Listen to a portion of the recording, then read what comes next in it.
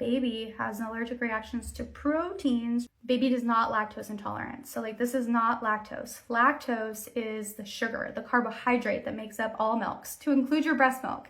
And so unfortunately parents get told like, oh yeah, your baby's lactose intolerant, and then they go on lactose-free products. Lactose-free milk is simply regular old milk that has had the lactase enzyme added to it. And so lactose is the name of the sugar that makes up milks.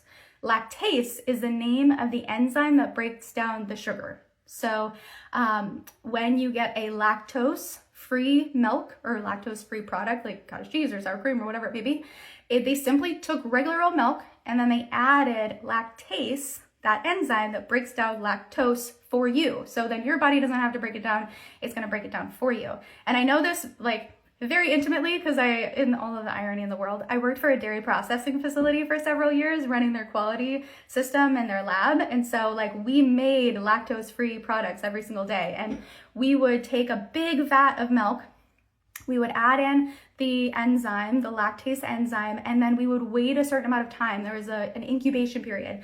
And every couple of hours, we would take a little bit of that milk and we would test it. And we could test to see how much lactose is still in that milk. And once it got below a certain level, that the lactase had broken it down below a certain level, we'd start packaging. And we would know that the lactase that we put in it would continue to break it down a little bit more on the shelves and before you bought it and all that fun stuff. And so lactose is the sugar. And what's so important is that we can't remove lactose from our diet and then remove it from the breast, because our breast milk is literally the sugar that makes it up is lactase, is lactose. And so there's oftentimes more lactose in our breast milk than there is in cow's milk, and no amount of like removing lactose from your diet reduces your lactose in your breast.